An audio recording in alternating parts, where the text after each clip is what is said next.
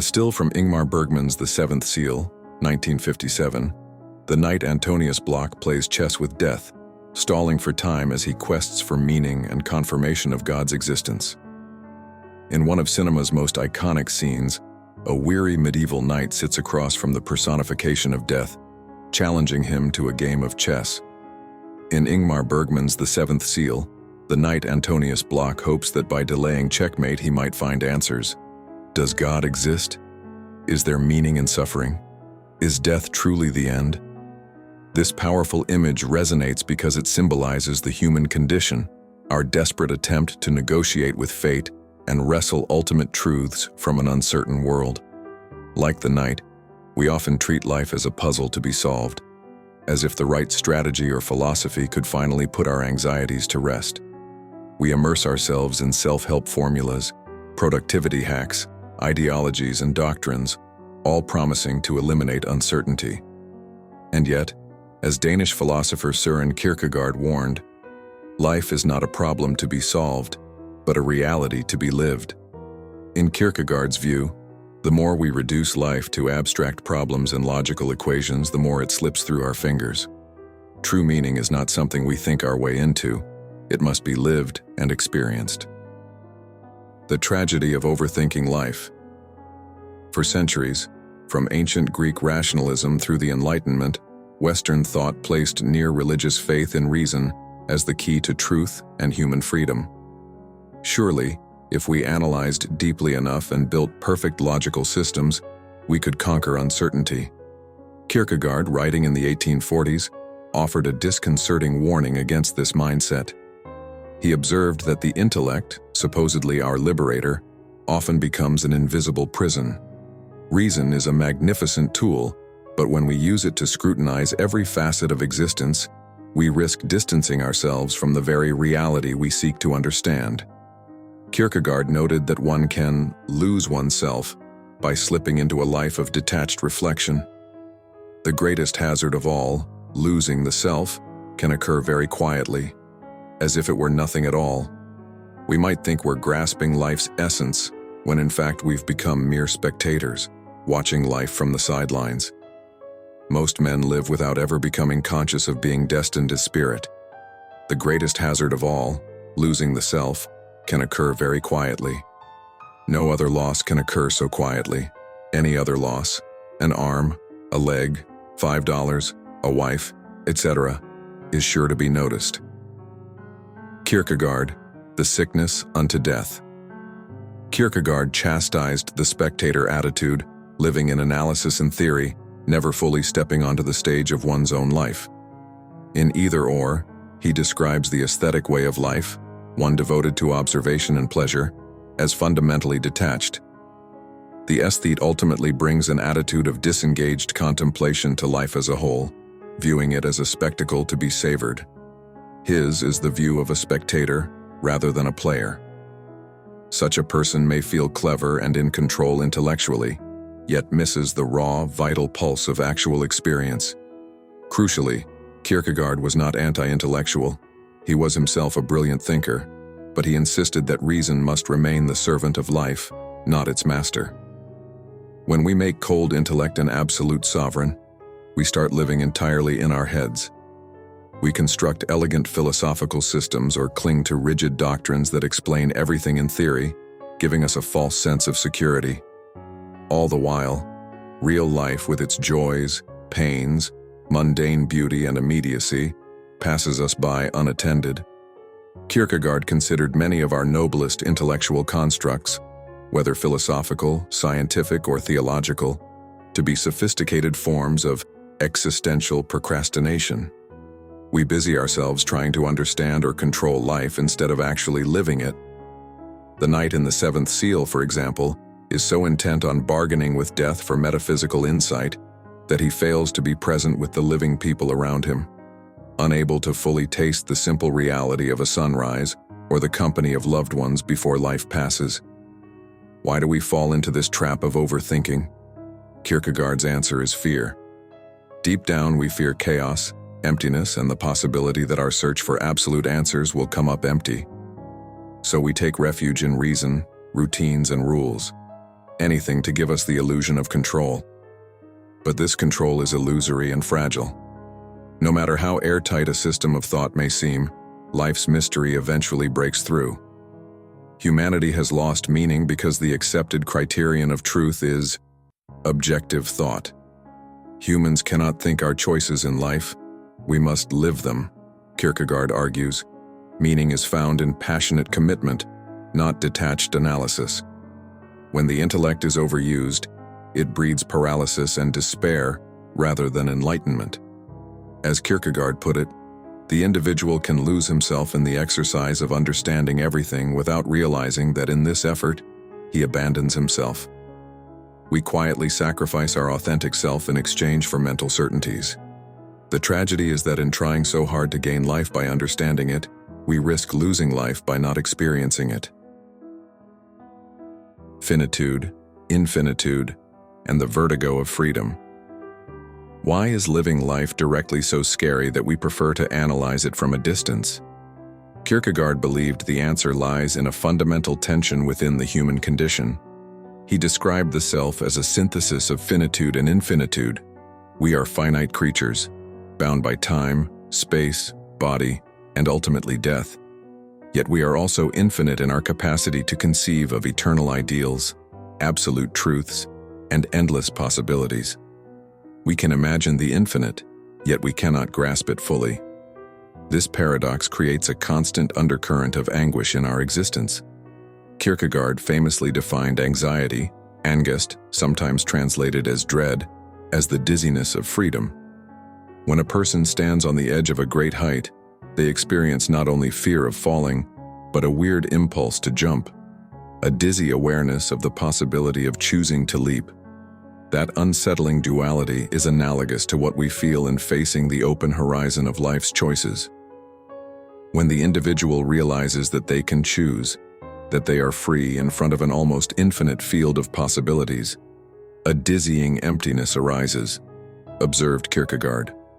Unlike simple fear, which has a definite object, such as fear of losing a job or fear of spiders, anxiety has no single object. It is a diffuse, objectless dread we feel in the face of pure possibility and our ultimate responsibility for our own life. We sense both the boundlessness of what could be and the fragility of what is, and it makes us lightheaded. Freedom is exhilarating, but it can also terrify. This existential anxiety is not merely a negative thing in Kierkegaard's eyes. Paradoxically, he calls it the greatest sign of human freedom, a proof that we are more than deterministic machines. Only a creature with an infinite spirit would feel such dizziness at the prospect of unlimited possibility.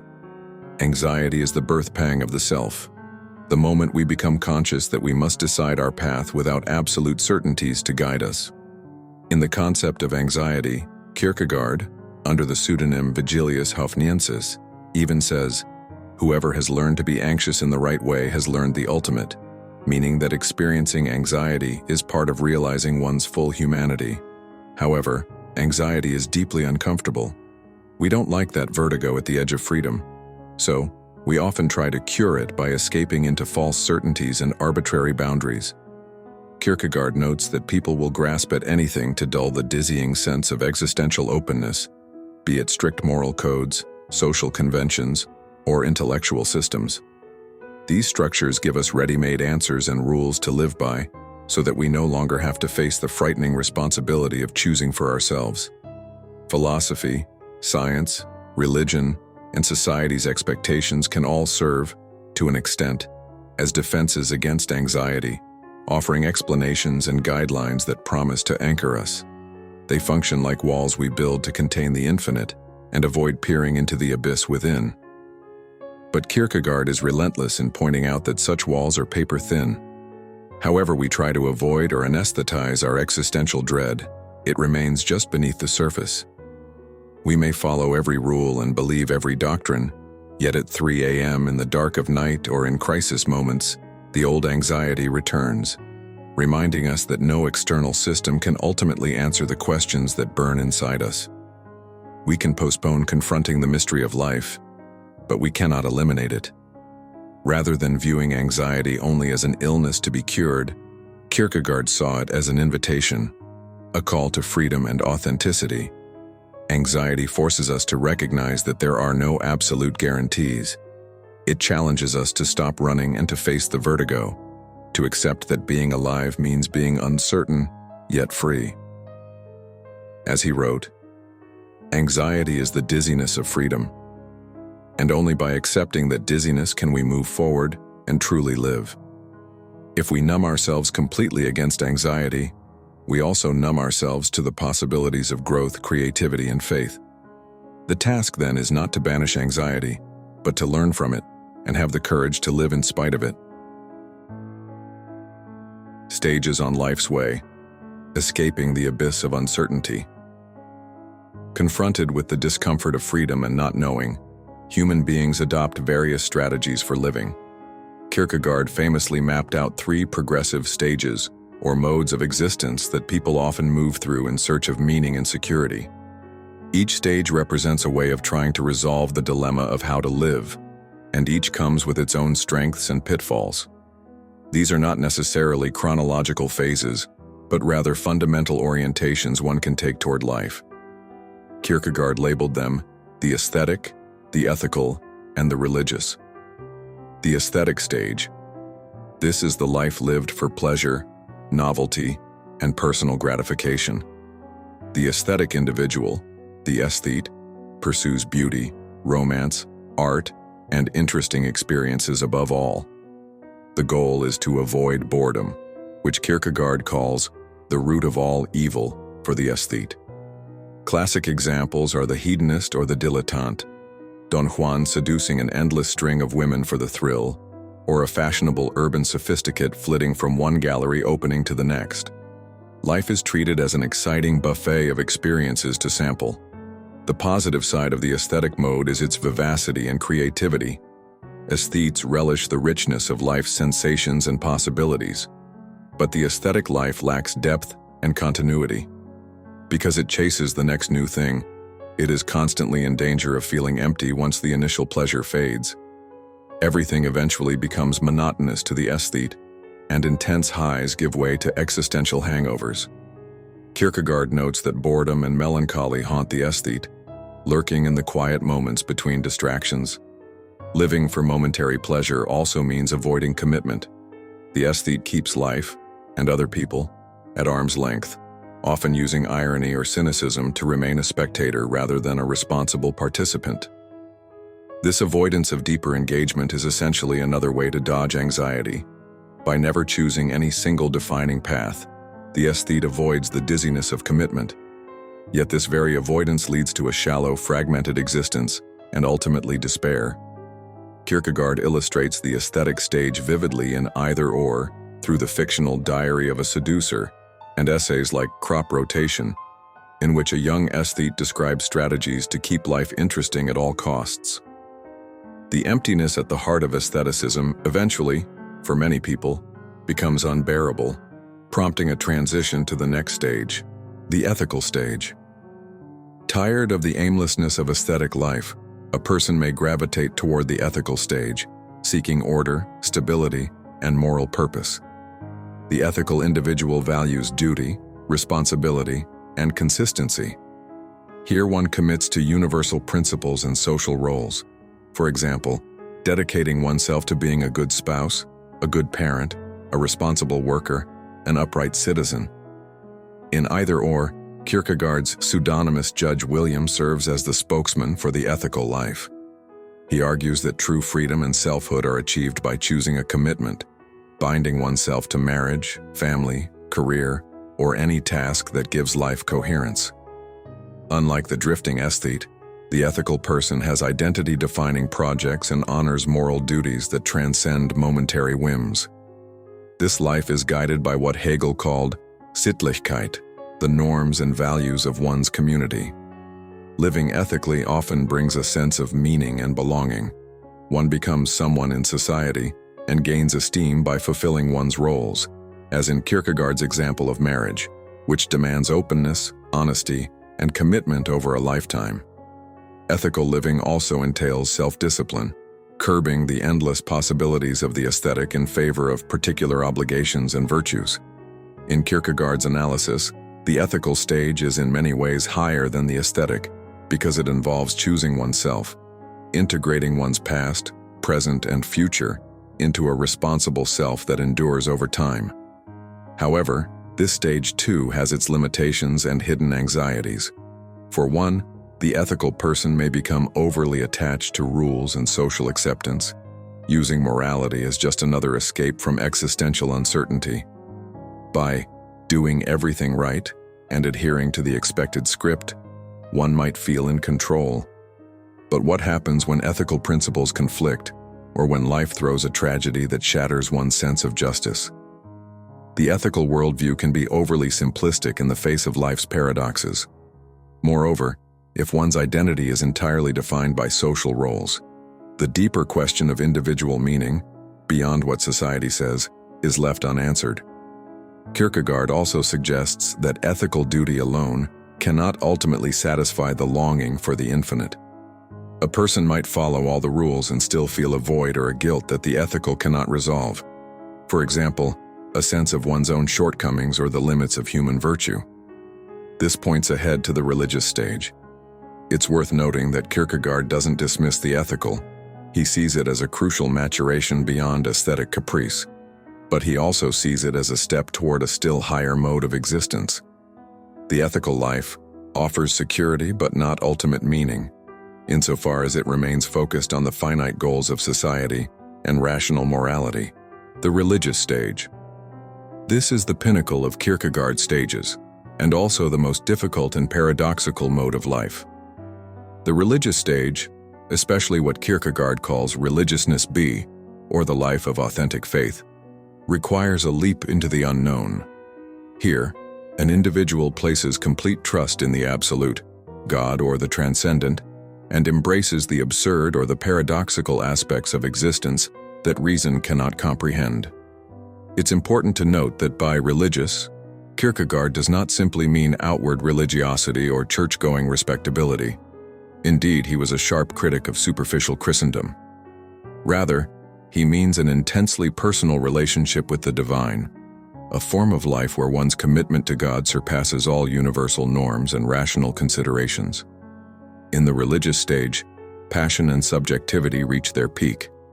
One lives before God, in a state of total inwardness and dependence on the absolute. The quintessential illustration of this stage is the biblical story of Abraham, who was willing to sacrifice his beloved son Isaac because God commanded it.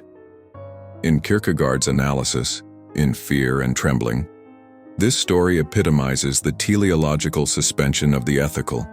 That is, Abraham suspends the normal ethical law, "Thou shalt not kill," for the sake of a higher purpose or telos, obedience to God's mysterious command.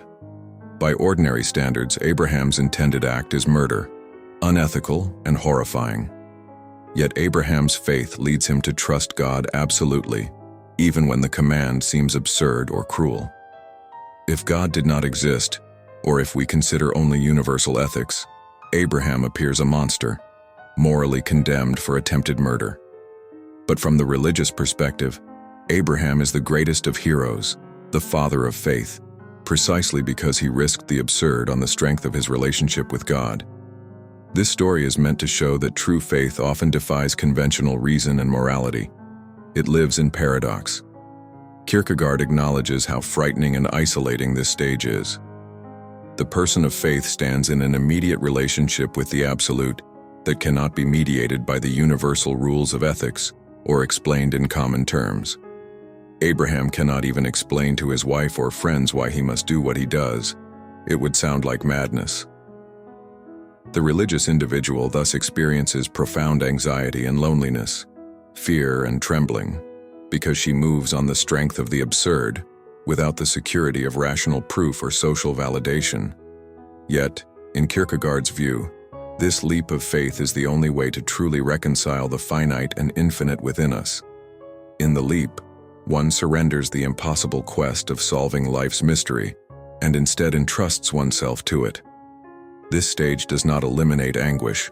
Rather, it sanctifies it by making it a part of one's passionate commitment to God or to a higher meaning.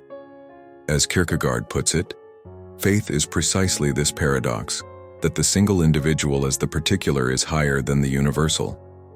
In other words, the individual's direct relationship with the absolute can, in special cases, override all generic norms, a concept that was and remains highly controversial. The religious life is thus a continual encounter with uncertainty and absurdity. It asks of a person the greatest courage, to live in absolute faith without any guarantee or logical certainty.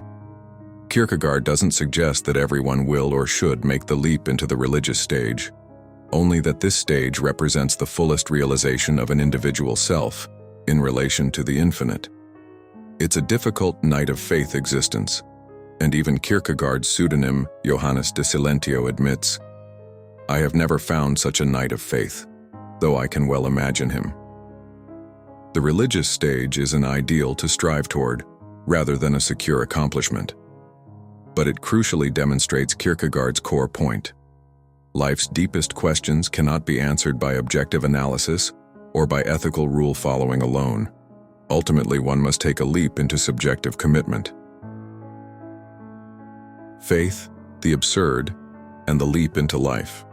The phrase leap of faith has entered common parlance, but Kierkegaard's conception is often misunderstood. He did not mean an irrational flailing in the dark or a blind rejection of thinking. Rather, the leap of faith signifies that point at which reason has done all it can, and something beyond proof is required, namely, a free commitment by the individual. Faith begins precisely where thinking leaves off, Kierkegaard writes. One must leap because if you could see exactly where to land, it wouldn't be faith. In concluding unscientific postscript, Kierkegaard, as Climacus, emphasizes that truth in the religious existential sense is intensely personal and subjective. We reach a boundary where logic and evidence can no longer carry us, and yet we feel called to go further. At that boundary, we face a choice: shrink back into comfortable certainties, or trust the unknown. This trust is what Kierkegaard means by faith. It is a passionate commitment to live by a truth we cannot objectively prove, whether that be belief in God, in the goodness of life, or in a purpose that transcends our understanding. It is not against reason, but beyond the scope of reason. Taking a leap of faith requires tremendous courage and honesty. It means acknowledging the limits of one's intellect, an offense to reason, which can only be overcome by a leap in the face of the paradox, and yet choosing to live wholeheartedly. Kierkegaard often described this existential faith as embracing the absurd. By absurd, he meant that which contradicts our common expectations and logical assurances, like the idea that by resigning everything you gain everything, or that eternal truth could appear in time, as Christianity claims of Christ. Faith is to believe, by virtue of the absurd, to trust that meaning exists despite our inability to grasp it fully. Importantly, the leap is an act of freedom. Nothing and no one can force you to believe or to live meaningfully. You must decide it for yourself. Even choosing not to decide is itself a choice, as Kierkegaard would say. So the leap of faith is the individual's free response to the human condition. It is a risk. There are no guarantees that one's faith will be vindicated in terms the intellect might like. This risk, however, is inseparable from true authenticity. To live without risk, without ever leaping, is to remain forever on the edge of life, like someone watching a dance from the sidelines but never joining in. Yes, by leaping you might fall, but not leaping at all is a kind of slow death of the spirit. As one commentary neatly puts it, one is out over 70,000 fathoms when one makes the leap. In other words, you feel the full depth beneath you. Yet, says Kierkegaard, only in that free fall can faith manifest. The leap of faith is not confined to explicitly religious choices. In a broader sense, every significant life decision contains a leap. When you choose to love someone deeply, you have no guarantee your heart won't be broken, but you leap anyway, if you choose love. When you decide to pursue a calling, be it an artistic passion, starting a business, or any mission that gives you purpose, you cannot be certain it will succeed or that you won't regret it. Yet living authentically demands that we sometimes act without certainty. If we required 100% certainty for every move, we would never truly live.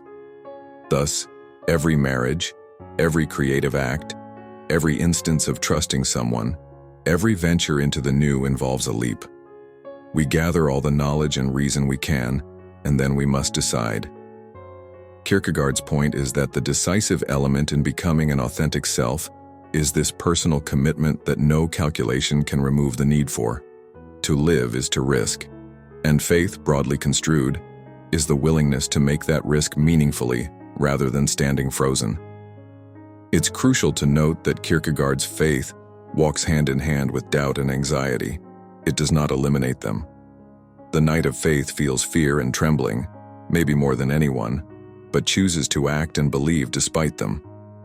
In modern terms, we might say faith is not about having no doubts, but about pressing on amid your doubts. It's looking into the abyss and shouting yes in defiance. Kierkegaard admired the passion of this stance. He lamented that too many people live life like a trivial pastime or a cynical game, never caring deeply about anything. To him, the worst sin was not doubt, but apathetic lack of commitment. He would rather see someone make a desperate leap of faith, even potentially in the wrong cause, than live life second-guessing from the sidelines. At least the leper lives. In a sense, Kierkegaard invites each of us to stop playing chess with death, to quit the futile attempt to outwit fate by endless strategizing, and instead dance with life. The chess game is an unwinnable stalemate. Life will never yield all its secrets to our intellect. But the dance of living, with all its uncertainty, can be joyful and profound if we have the faith to embrace it. Embracing the mystery, life as a lived experience. After journeying through Kierkegaard's landscape of ideas, from the despair of overthinking, through the stages of life, into the dark paradox of faith, we arrive at a liberating conclusion. Life is not a riddle to be solved once and for all. It is an adventure to be experienced anew each day. No final diagram or formula can remove the uncertainty of existence, and that is okay. In fact, it's more than okay. It is what makes our lives ours. If everything were predetermined and perfectly rational, we would be automatons, not truly free beings. Our task is not to solve life, but to live it, to love and work and act and suffer, as Kierkegaard would say, in the real world here and now. Kierkegaard offers us not comforting answers, but a kind of permission to live passionately without absolute answers. This, paradoxically, is a far greater gift. It means regaining our freedom. So long as we insist that life provide guarantees or airtight answers, we remain mentally in chains, forever bargaining like Bergman's knight for more time and more certainty before we truly engage with life. But once we accept that life's mystery is inexhaustible, we can finally let go of the chessboard, relinquish the illusion that we'll outmaneuver death or doubt, and instead turn to the world around us with fresh eyes. The sea breeze on our face, the presence of those we love, the simple moments of beauty and joy, these can only be appreciated when we stop trying to calculate and control everything. As Kierkegaard put it, the only victory in the game of life is to stop playing it like a game. The real triumph is to embrace existence on its own terms, in all its ambiguity, terror, and glory, and say yes. This embrace is not a one-time event, but a daily stance. Kierkegaard believed that being a self is an ongoing task. We must repeatedly choose to be present, to care, to throw ourselves into life. The freedom he offers is double-edged. On one hand, no one else can live your life or decide your values for you, liberation. On the other hand, you bear responsibility for how you live, and you cannot hide behind theories or social expectations, burden. But in that burden lies the possibility of genuine fulfillment. You may not find ultimate answers, but you can find an authentic way of being that is truly your own. Kierkegaard suggests that wisdom is not having all the answers, but daring to live without them. It's the difference between reading 100 cookbooks versus tasting a meal, or studying maps versus actually making the journey. So what do we gain by letting go of the need to solve life? In short, we gain life itself, unfiltered and rich. We begin to experience moments instead of constantly dissecting them. We discover that uncertainty, when not feared, adds spice and possibility to our days. We learn that pain and loss, though never desirable, can deepen us rather than only defeat us if we face them fully. We also open ourselves to faith, hope, and love in a deeper way. These virtues, Kierkegaard would remind us, thrive only in an atmosphere of uncertainty. After all, certainty doesn't require faith, guarantees don't require hope. Entitlement doesn't foster love. By relinquishing the impossible quest for absolute control, we make room for grace, for things to happen to us and in us that we did not plan. In religious terms, one might say we allow God to work. In secular terms, we allow life to unfold and surprise us. Kierkegaard's final challenge is deeply personal. Stop being a mere spectator and become a passionate participant in your own life.